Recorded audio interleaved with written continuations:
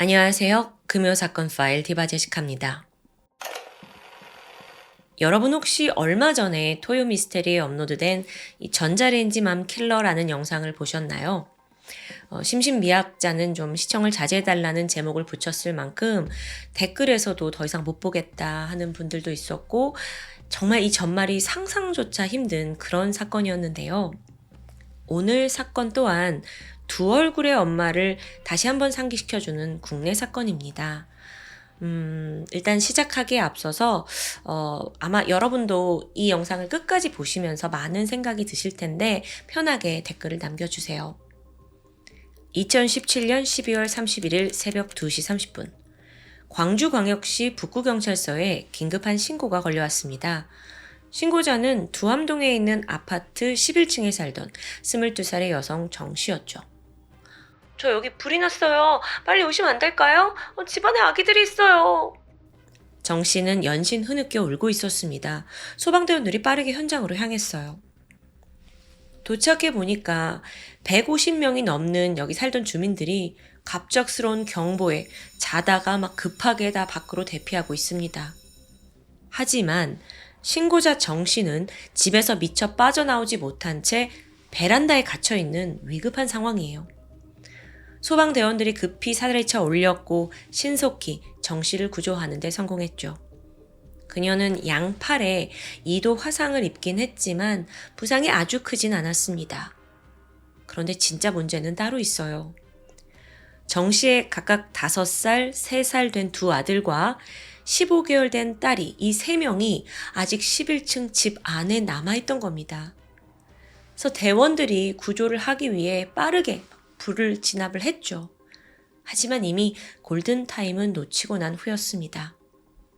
세 아이는 결국 작은 방에서 모두 사망한 채 발견됩니다. 사인은 질식사였어요. 화재가 어느 정도 이제 진압이 되고 그 원인을 찾기 위해 조사가 시작이 됐는데 불은 11층에서 시작이 되었더라고요. 근데 여기가 정 씨와 아이들이 거주하는 곳이잖아요. 아니, 무슨 일이 있었던 걸까? 이거 사실 단순 화재로 처음에는 생각을 했는데 점점 조사를 하면 할수록 경찰과 검찰의 판단이 완전히 엇갈리게 됩니다. 그러면서 막 치열한 논쟁의 중심에 서게 돼요. 그 화재 상황을 좀 파악하기에 앞서서 정 씨 가족에 대해서 살펴볼게요. 이웃들에 따르면 정 씨 가족은 단란하고 평범한 가정이었습니다. 부부가 평소 아이들한테 다정했고요. 또 애들이 다니던 어린이집 원장님 또한 뭐 이상한 점은 없었다라고 증언을 해요. 엄마 정 씨는 아이들 준비물 단 한 번도 빠뜨리지 않을 정도로 신경을 많이 썼고 남편 이 씨 역시 아이들 살뜰히 챙기는 편이었어요. 뭐 행여나 학대의 정황 전혀 보이지 않았죠. 실제 새 아이의 시신에서도 그런 정황은 없었고요. 하지만 사실 이들은 심각한 경제적인 어려움에 직면해 있었습니다. 그 이유는 좀 결혼 과정에서부터 찾을 수 있을 것 같은데요. 정 씨가 불과 18살의 나이에 1살 연하였던 남편 이 씨와 첫 아이를 갖게 됐어요. 그러니까 이 두 사람은 고등학교 때 부모가 된 거죠. 양육을 위해서 두 사람 모두 학업을 중단했고요. 그리고 이제 잘 생활을 하려고 했는데 더 차가운 현실이 이들을 기다리고 있었습니다. 정작 중졸 학력만으로는 안정적인 직업을 찾기가 어려웠던 거예요. 그래서 뭐 콜센터, PC방, 편의점, 단기 알바를 전전하면서 겨우 생계를 이어갔죠. 심지어 이 와중에 둘째와 또 셋째까지 태어나면서 경제적인 부담은 가중되고 있었습니다. 2017년 초에 기초생활수급을 신청하게 됐는데 아내였던 정 씨의 부모님에게 소득이 좀 있다는 이유로 탈락합니다. 부부의 상황은 갈수록 악화되었고요. 급기야 살고 있던 이 임대 아파트의 관리비, 전기세조차 내지 못하는 상황이에요. 아이들 유치원비도 5개월이나 밀렸고요. 2017년 2월부터 7월까지를 보면 6차례 지원받은 긴급 생계비가 있어요. 137만 원, 그리고 콜센터 아르바이트 그 돈으로 이제 겨우 생계를 유지합니다. 그런데 설상가상으로 이 사건이 발생하기 2달 전에 남편이 다리를 다쳐서 입원을 해요. 그러니까 당장 병원비 낼 돈조차 지금 없잖아요. 그래서 긴급 생계비를 한 번 더 지원받습니다. 이때 받은 125만 원 중에 26만 원을 병원비로 쓰고 나니까 생활비로 99만 원이 남아요. 5명 가족이 먹고 살기에는 턱없이 부족했죠. 이쯤 되니까 다급해졌던 정 씨가 불법적인 일을 저지르는데 중고나라에서 분유 사기를 치기 시작한 겁니다. 그러니까 분유를 9만 원에 팔게요 라고 올리고 나서 돈을 받고는 그냥 잠적하는 거예요. 그렇게 사기쳐서 번 돈으로 또 근근히 생계를 유지했고요.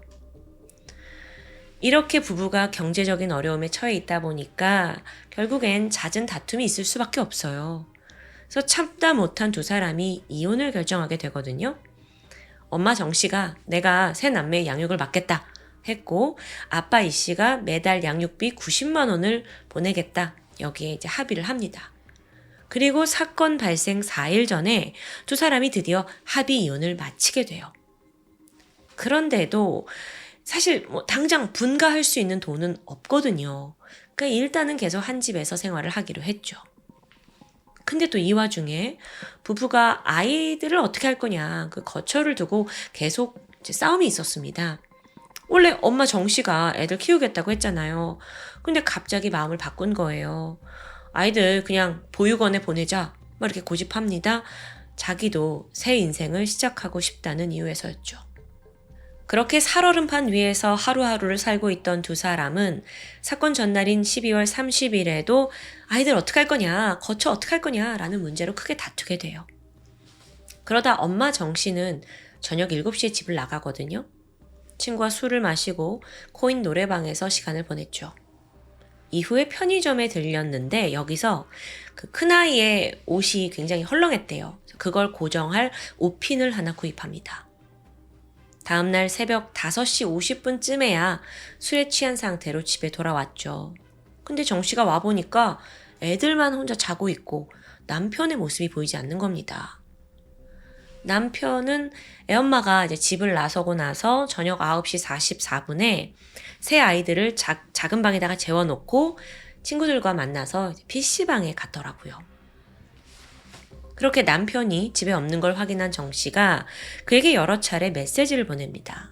근데 그 내용이 나 죽고 싶어. 나 이 세상에서 사라질 거야. 나 죽을 거야.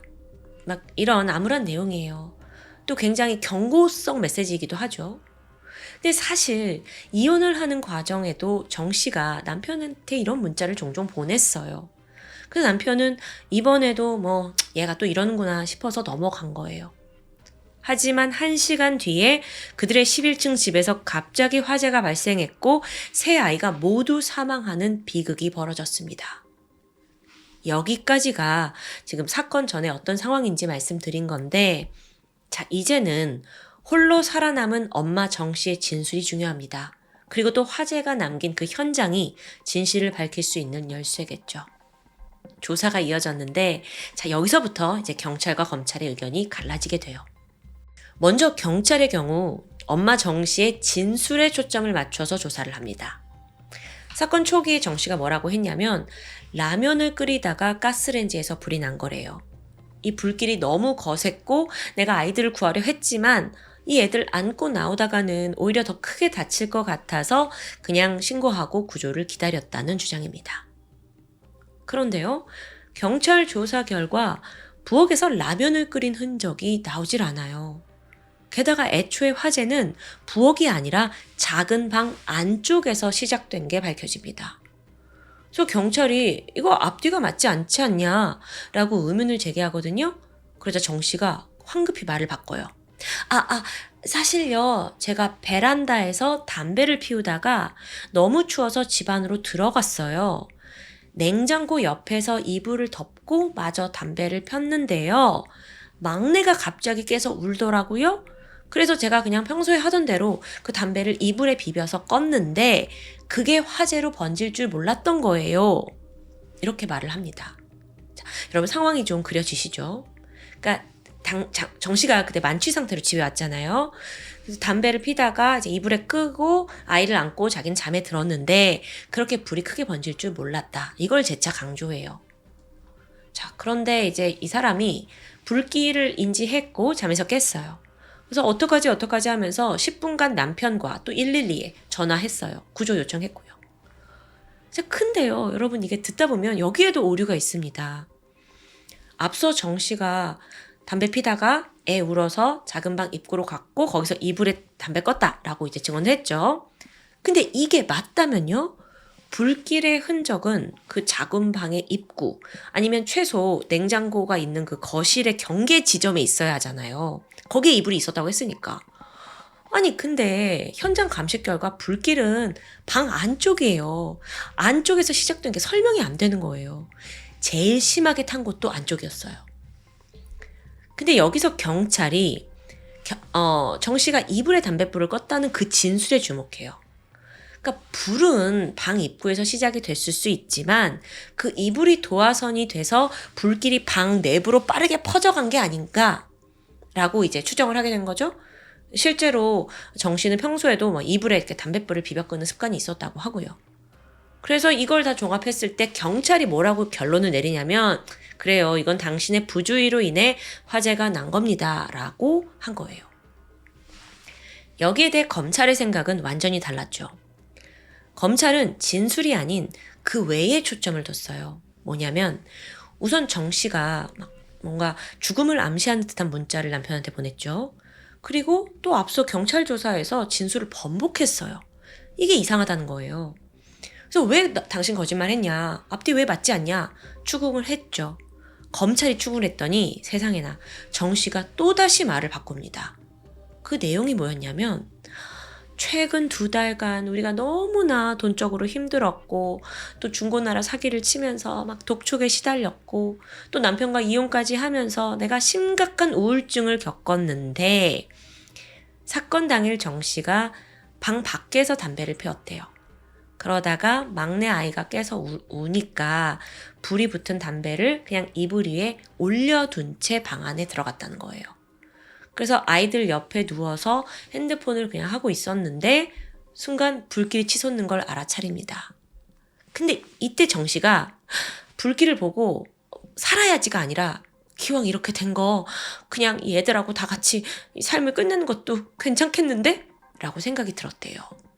그래서 이제 그러고 그냥 있었는데 조금 있다가 또 마음이 바뀌었대요.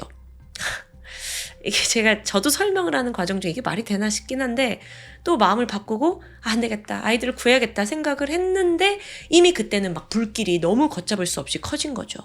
그래서 별 수 없이 자기 혼자 베란다로 몸을 피했다는 진술. 저도 여러분한테 설명을 하고 있긴 하지만 이게 가능한가 싶어요. 검찰 또한 그녀의 진술을 믿지 않았습니다.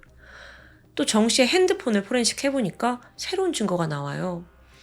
참고로 경찰도 이 정 씨 핸드폰 포렌식 하려고 했어요. 그래서 이제 핸드폰 달라. 근데 정 씨가 비밀번호가 생각나지 않는데요. 이것도 말이 안 되잖아요. 근데 경찰이 알겠다 하고 그냥 패스하게 됩니다. 어쨌든 검찰이 포렌식을 한 결과 사고 당일 정 씨가 남편과 지인에게 화재를 암시하는 메시지를 보낸 게 나와요. 이뿐만 아니라 더 충격적인 내용도 있었는데 불이 나고 구조대가 이제 도착하기까지 시간이 좀 있잖아요. 그때 정 씨가 베란다에서 막 이렇게 핸드폰을 하면서 시간을 보낸 거예요. 그동안 지금 방 안에 있는 그 애들은 다 연계 질식해 죽어가고 있는데도요. 아니 응당 모성애가 있는 엄마라면 어떻게든 아이를 구하려고 하지 않았을까요? 이게 좀 소름 돋는 행동이었죠. 이어 검찰은 화재 정밀 검사를 의뢰합니다. 그리고 국과수는 화재의 원인으로 지목된 이불에 주목하게 돼요. 근데 이 이불이 극세사 합성 섬유 재질이었어요. 이게 섬유 특성상 담뱃불 정도의 약한 열원으로는 불이 붙지 않는다라는 결론이 나온 거예요. 아니 뭐야 이거.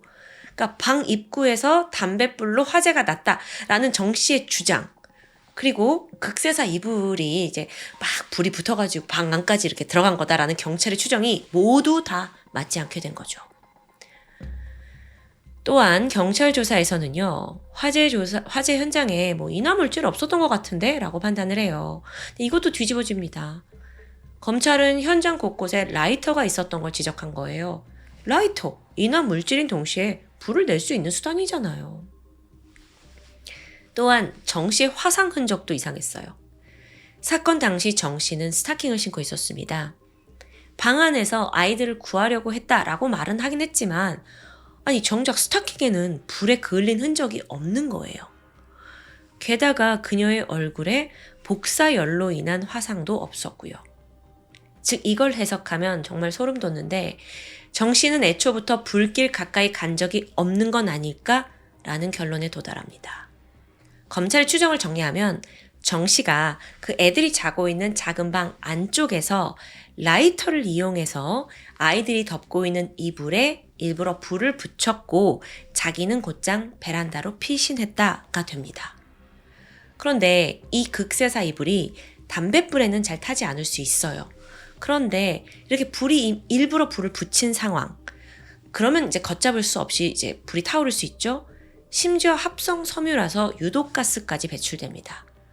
게다가 이불이 녹아내리면서 이게 이제 몸을 감싸잖아요. 그 안에 있던 아이들이 빠져나오기도 어렵게 되겠죠. 물론 이건 검찰의 시나리오이긴 했지만 정말 이대로였다면 정 씨는 아이들이 살 수 있는 가능성까지 완전히 봉쇄한 거예요. 너무도 잔인한 엄마인 거죠. 자, 그런데 앞서 말씀드렸다시피 이제 경찰과는 주장이 좀 다릅니다. 경찰은 그녀의 그냥 실수다라고 보고 있는데, 자, 그럴 경우에 아주 정 씨는 가벼운 혐의를 적용받습니다. 보통 5년 이하의 금고, 2천만 원 이하의 벌금에 그쳐요. 반면 검찰의 주장이 맞다면 고의로 방화 저지른 거잖아요. 그리고 거기에 아이들을 살해할 목적까지 있었다면 훨씬 더 무거운 징역이 선고되겠죠. 자, 이제 재판부의 판단이 남아 있습니다. 2018년 7월 1심 재판부는 검찰의 주장을 받아들였어요. 정 씨가 새 아이를 죽이기 위해 고의로 불을 질렀다고 판단한 거죠. 게다가 여기서 재판부는 그 세 남매가 그 뜨거운 그 이불 속에서 얼마나 공포스럽고 얼마나 고통스럽겠냐를 언급하면서 정 씨 너는 반성을 안 하는 것 같다라는 걸 지적합니다. 그것과 함께 정 씨에게는 징역 20년형이 선고됐죠. 여기에 그녀가 즉각 항소를 해요. 야, 이거 다 실수지. 나는 살인의 의도가 없었다라고 말하는 거예요. 하지만 상고심 재판부 또한 미필적 고의에 의한 살인 가능성이 있다고 판단합니다. 다만 정 씨의 어린 나이와 경제적인 어려움, 또 남편이 선처를 탄원한 점을 참작해서 최종적으로 이 사건 대법원까지 갔는데요. 징역 20년이 확정되죠. 재판부 모두 고의로 방화를 저질렀다는데 동의한 겁니다. 사실 이런 일화가 있어요. 정 씨가 재판을 이제 받을 당시에 무료로 번호를 해주겠다라는 제안이 있었는데 이걸 거부했다고 해요. 자기 실수 때문에 아이들이 죽었으니까 죗값을 치르겠다라는 겸허한 태도였죠. 하지만 1심에서 정작 징역 20년이 나온 거예요. 그러니까 즉각 항소하는 모습을 보입니다. 그래서 여기에 또 일부 전문가들은 이게 진짜 반성하는 태도냐라고 의심을 하게 되는데요. 현재까지도 그녀는 모든 건 실수로 인한 화재였다고 주장하고 있습니다. 사건의 전말을 쭉 들어본 여러분의 생각은 어떠신가요? 아주 작은 단서였는데요. 앞서 제가 정 씨가 이제 술을 먹고 코인 노래방 갔다가 집에 왔는데 바로 그 전에 편의점에 들려서 큰아이 옷핀 샀다는 거 기억하시나요? 사실 저는 그 점에서 그렇게 아이를 챙기던 엄마가 정말 고의로 불을 냈을까라는 생각이 들긴 했어요.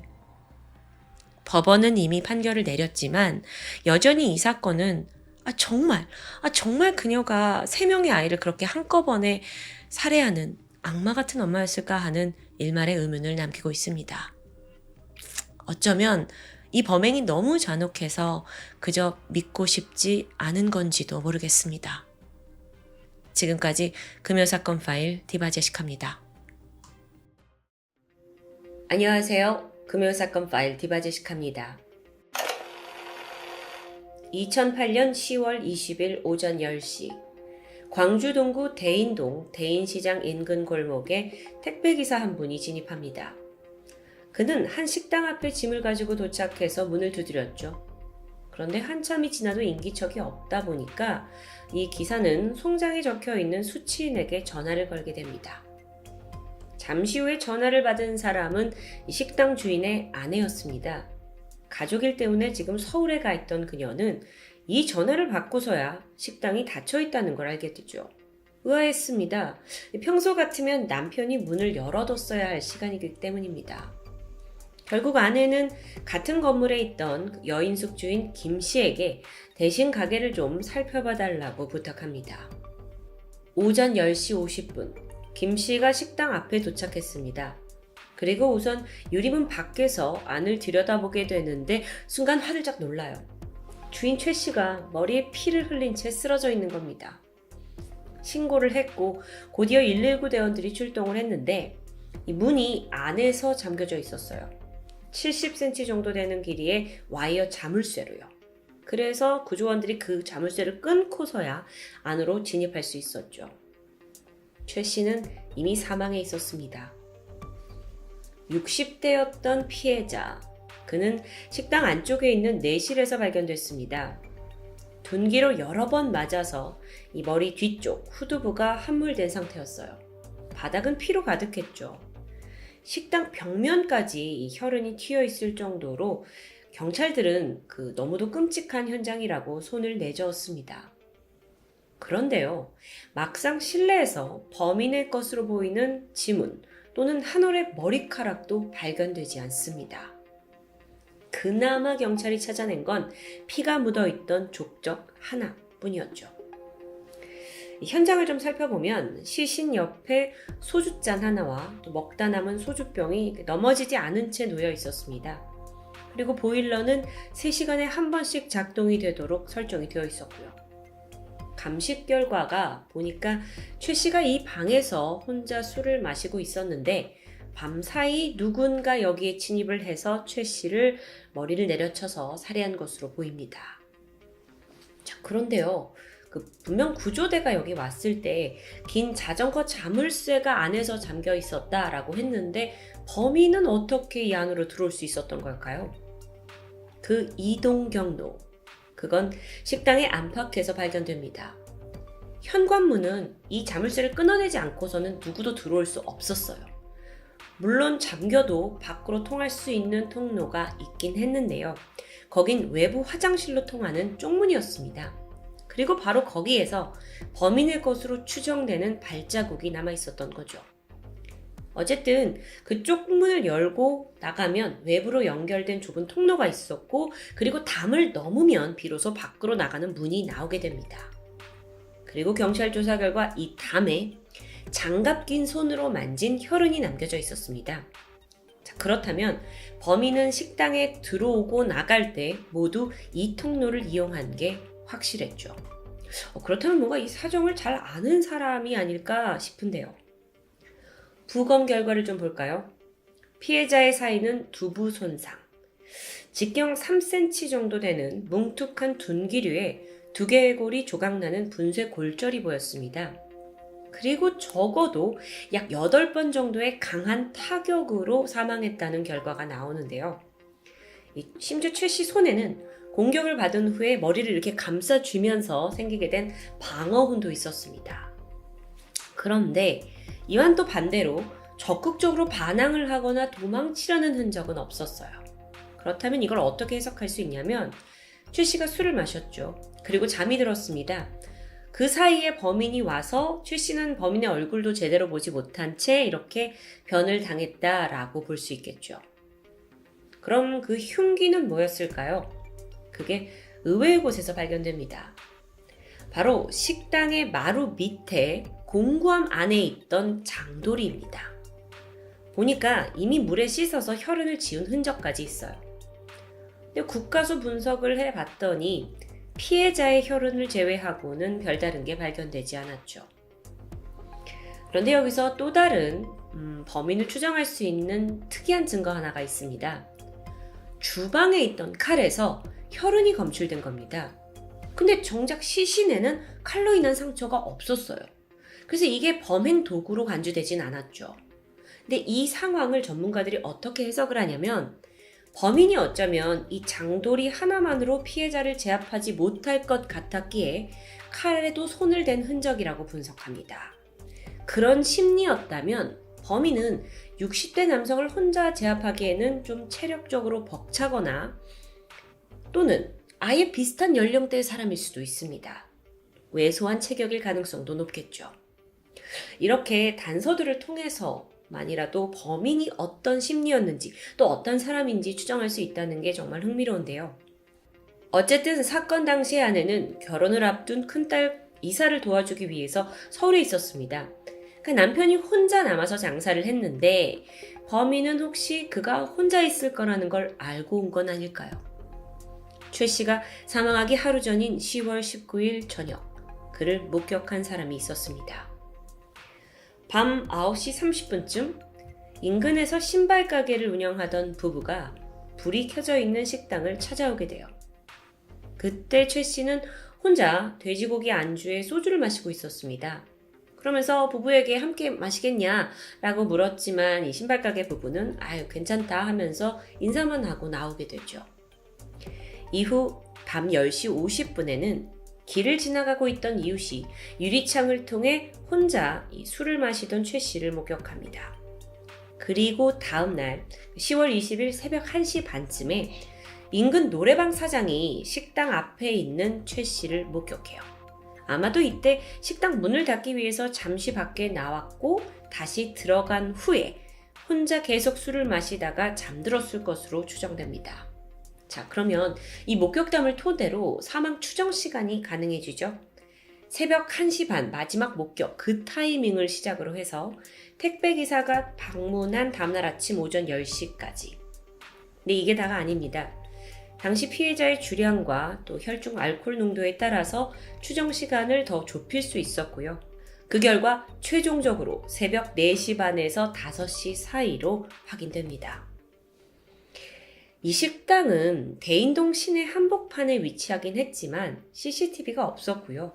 또 늦은 밤에는 인적이 매우 드문 곳이에요. 그래서 목격자가 없었습니다. 경찰은 이 4시 반에서 5시 꽤 굉장히 적은 시간대니까 이때 같은 기지국에서 휴대전화를 사용한 600여 명을 추적하게 돼요. 여기서도 별다른 특이점을 발견하지 못했죠. 그렇다면 지금 봤을 때 범인이 남기고 간 건 그 쪽문 앞에 남아있던 신발 자국뿐입니다. 다행히 추적을 해보니까 인근 대형마트에서 같은 문양이 되어 있는 신발이 나타났고요. 그걸 또 구입한 97명을 모두 조사하게 돼요. 하지만 용의자는 아니었죠. 범행 현장에 천장까지 피가 튀어 있었다 했는데 경찰은 분명히 현장에서 범인의 옷에도 혈흔이 묻었을 거라고 예상했습니다. 그래서 인근 세탁소를 탐문했죠. 하지만 연관 있어 보이는 제보는 나타나지 않습니다. 그럼요, 다시 좀 사건을 근본적으로 들여다볼게요. 왜 그를 죽인 걸까요? 경찰은 수사 초반에 금품을 목적으로 한 강도 살해가 아닌가라고 의심했습니다. 그도 그럴 게 이 현장에서 시가로 약 300만 원 상당의 금시계하고 또 60만 원짜리 반지, 끼고 있던 반지가 사라졌기 때문이에요. 근데 이 귀금속들은 20년 전에 최 씨 아내가 사서 남편에게 선물한 것들이었다고 합니다. 그래서 평소에도 애지중지하면서 최 씨가 이제 끼고 다녔는데요. 반지를 끼고 있던 그 왼손 넷째 손가락을 살펴보니까 피부가 벗겨져 있어요. 그러니까 범인이 반지를 억지로 꺼내면서 생기게 된 상처겠죠. 이게 단서일 수 있습니다. 그래서 경찰은 사건 직후에 광주와 전남 지역 금은방에다가 최 씨의 반지, 시계, 이거와 동일한 제품을 작물 수배에 올리게 됩니다. 굉장히 다양한 방식으로 범인을 추적해 나가는데 그런데 이 작물 수배를 통해서도 별다른 제보가 들어오지 않습니다. 이렇게 수사가 진행이 되면서 단순 강도가 과연 맞는가? 라는 의문이 들기 시작했고 수상한 점도 분명 있었어요. 문이 안에서 잠겨 있었다는 거, 그리고 또 식당에 흉계였던 장도리가 그대로 남겨져 있었죠. 게다가 그게 식당을 잘 아는 사람이 아니라면 모를 만한 그런 장소에 숨겨져 있었고요. 또 몸싸움 흔적이 없었다는 점, 게다가요, 몸을 뒤지진 않았습니다. 몸에 있던 현금 7만 원은 그대로 남아 있었던 거예요. 자, 그래서 이게 이상한 점이 이제 스멀스멀 나오기 시작하는데, 또 한 가지, 범인이 60대인 최 씨의 머리를 8번이나 가격했다? 사실 이미 한 번 맞았을 때 쓰러졌을 겁니다. 그런 그를 재차 가격했다고 볼 수 있죠. 그럼 이건 강도를 위장한 원한에 의한 살인일 가능성이 충분히 있어 보이는 겁니다. 이제 경찰은 주변 사람들을 하나둘씩 용의선상에 뒀습니다. 아니, 그러던 중에 새로운 사실이 드러나는데, 사실 최 씨가 이웃들과 꽤 잦은 갈등을 빚고 있었어요. 최 씨가 사실 5년 전에 뇌수술을 받았는데 그때 이후 성격이 좀 괴팍해졌다고 합니다. 그러면서 이웃 간의 충돌이 잦아졌죠. 또 이 식당에서 종종 화투판이 벌어졌는데 그런 것 때문에 고성이 오가는 일도 많았고요. 그러면 평소에 그에게 감정이 좋지 않았던 사람이 분명 있을 것 같은데요. 그러던 중에 포착된 인물이 인근의 또 다른 식당 주인 A씨였죠. 과거에 최 씨가 이 식당에 가서 소주하고 안주를 시켜 먹은 적이 있습니다. 근데 계산을 안 하고 그냥 나간 거예요. 그 주인 A씨가 붙잡아서 왜 돈을 안 내냐. 그 최 씨가 나 돈 계산하지 않았냐 하고 막 우기는 과정에서 실랑이가 있었습니다. 근데 그게 다가 아니에요. 이제 싸움이 났다라는 전화를 받고 A씨의 아들까지 합세를 해서 결국 세 사람이 엉겨붙어서 큰 몸싸움이 있었다고 하는데요. 경찰은 이 사건에 연루된 모든 사람들을 용의선상에 올리게 됩니다. 그리고 조사를 해가는데 결정적으로 이 현장에서 유일한 단서인 족적 있죠. 이 족적과 그 누구도 일치하지 않아요. 그래서 모두 용의선상에서 제외되죠. 이후에 수사의 범위는 같은 건물에 있던 이웃들로 확대됩니다. 그러자 갈등이 있던 또 다른 사람이 떠오르는데 그는 바로 62살의 김 씨였습니다. 그는 이 사건 현장 2층에 있던 여인숙에서 장기투숙을 하던 사람이에요. 김 씨가 하루 8,000원을 내면서 약 6년째 여기에 머물고 있었죠. 경찰이 그를 주목한 데는 분명한 이유가 있었는데 이 김 씨가 사건 다음 날부터 돌연 종적을 감췄기 때문이에요. 도망가는 사람이 가장 수상하죠. 최 씨와 김 씨, 두 사람 사이에 어떤 일이 있었나 보니까 최 씨가 평소에 좀 눈이 잘 안 보여서 인상을 찌푸리면서 사람을 보는 일이 많았다고 합니다. 근데 이걸 몰랐던 김 씨가 왜 이렇게 기분 나쁘게 사람을 쳐다보냐? 라는 이유로 최 씨와 말다툼을 하게 된 거죠. 그리고 나서 최 씨가 이제 죽었다라고 막 경찰이 몰려들게 되자 그 김 씨가 나는 원래 본업인 치약을 좀 팔러 가야겠다 하고 떠났고 이후에 자취를 감춘 겁니다. 또 주변인들 증언에 따르면 김 씨가 평소에 잘 신고 다니던 그 검은 구두가 현장에서 발견된 족적 밑창과 매우 흡사하다고도 하는데요. 경찰은 즉각 김 씨를 추적하기 시작했습니다. 그런데 알면 알수록 이 사람이 참 미스테리예요. 듣기로는 경기도에 있는 한 공장에서 물건을 뗐고 그리고 광주 전남 지역에 있는 유흥업소 종사자들에게 치약과 양말을 팔면서 생계를 유지했다고 합니다. 근데 이상하게 이 사람의 이름을 아는 사람이 아무도 없다는 거예요. 물건을 팔 때는 이 자기가 지금 머물고 있는 그 여인숙의 업주 이름을 사용했고요. 공장에서 치약을 떼오잖아요. 이때도 가명을 사용했고요. 게다가 카드나 ATM기는 사용하지 않고 오직 무통장 입금만 이용했던 겁니다. 택배를 받는 그 수취인의 이름조차 가명이었어요. 치약장수 김씨, 그는 6년 동안 한 장소에 머물렀지만 연락처와 지문, 신원에 대해서 전혀 남기지 않은 아주 미스테리한 인물이었습니다. 경찰은요, 그나마 인근 은행에 가서 CCTV를 통해 김씨의 사진을 확보합니다. 바로 이 모습이에요. 백발에 170cm 정도 되는 건장한 체격이었죠. 근데 단서가 여기서 뚝 끊기고 맙니다. 결국 경찰은 사건 발생 2개월 후인 2008년 12월에 그가 범인일 가능성이 매우 높다 라고 생각했고 그에게 살인 혐의를 내서 공개 수배를 하게 됩니다. 전단지가 전국에 배포됐죠. 하지만 또 제보가 없습니다. 사실 이름도 모르고 자신의 신원을 그렇게까지 감추고 싶어 하는 사람인데 제보도 결코 쉽지 않을 것 같죠. 그런데 그때로부터 4년이 지난 2012년 광주지방경찰청 미제사건팀이 이 사건을 재수사하게 되면서 수사가 급물살을 타게 됩니다. 미제팀이 묘책을 하나 떠올렸는데 바로 김 씨가 과거에 사용했던 그 무통장 입금 전표에 그의 지문이 남아있지 않겠냐라는 희망이었습니다. 그래서 은행 지점 23곳을 다 방문했고요. 김 씨가 쓴 것으로 추정되는 전표 100장 정도를 수거하는 데 성공해요. 대단하죠. 그래서 이 종이들을 다 국과수 분석을 맡겼습니다. 근데 결과가 감식 불가. 또 벽에 막히는 것 같은데요. 하지만 미제팀은 포기하지 않았습니다. 미제팀이 수소문을 한 끝에 한 대학에 있는 종이 지문 감식 전문가를 찾게 됩니다. 그리고 더 정밀한 시스템을 통해서 이 무통장 입금 전표의 감식을 의뢰하게 되는데 그 결과 아주 희미하긴 하지만 확실한 지문 하나를 특정하는데 성공합니다. 그렇게 해서 밝혀낸 신원은 바로 김아무개 씨예요. 왜 아무개 씨라고 할 수밖에 없었냐?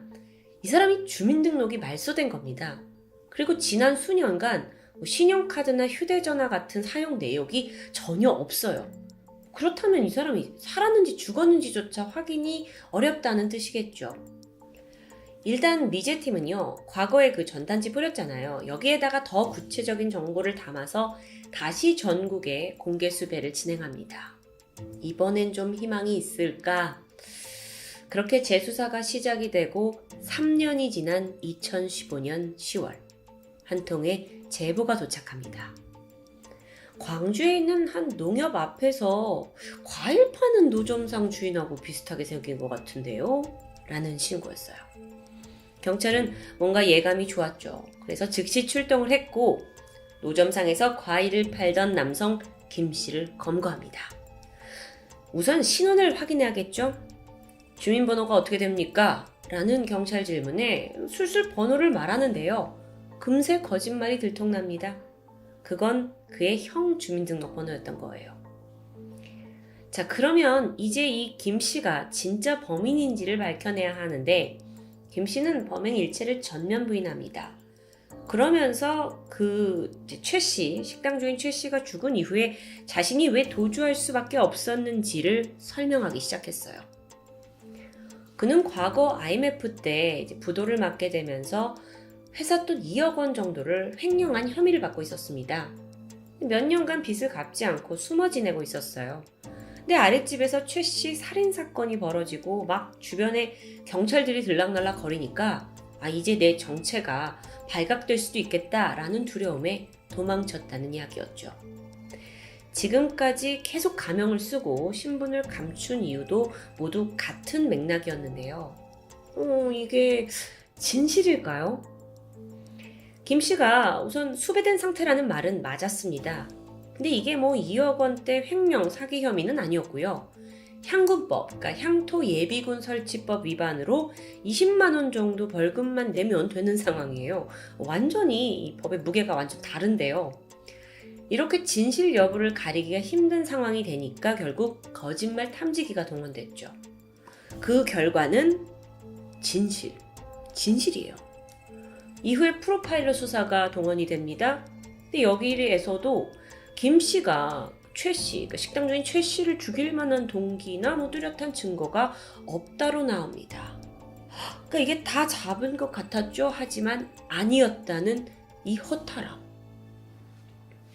경찰은 마지막 남아있던 그 유일한 단서, 족적에 큰 기대를 걸었습니다. 하지만 여기서도 확실한 걸림돌이 있었어요.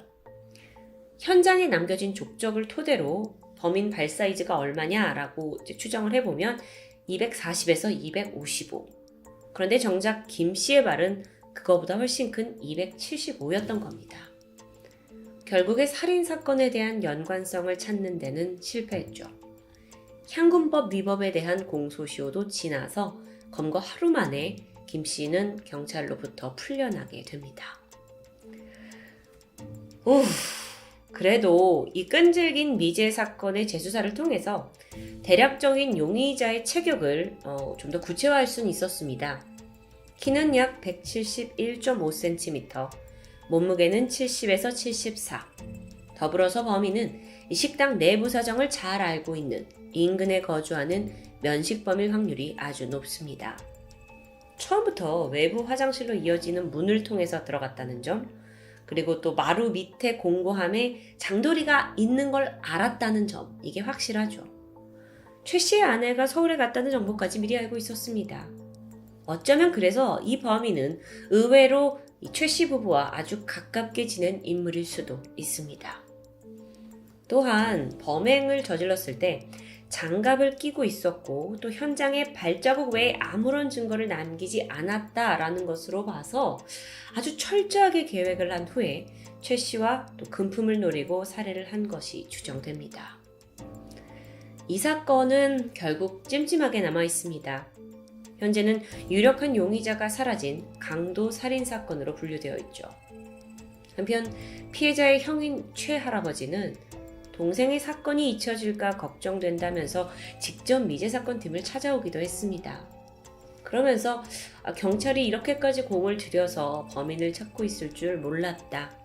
꿈에서라도 죽은 동생을 만나면 조금은 마음이 편안해질 것 같다라며 눈시울을 붉히시기도 했습니다. 억울했던 누군가의 죽음이 사람들 기억 속에서 완전히 묻히는 게 가장 두렵다고 말하는 경찰 수사팀. 이런 사람들의 보이지 않는 노력이 헛되지 않도록 하루빨리 진범이 밝혀져서 억울함과 한을 조금이나마 풀 수 있게 되길 바라봅니다. 지금까지 금요사건 파일 디바제시카였습니다.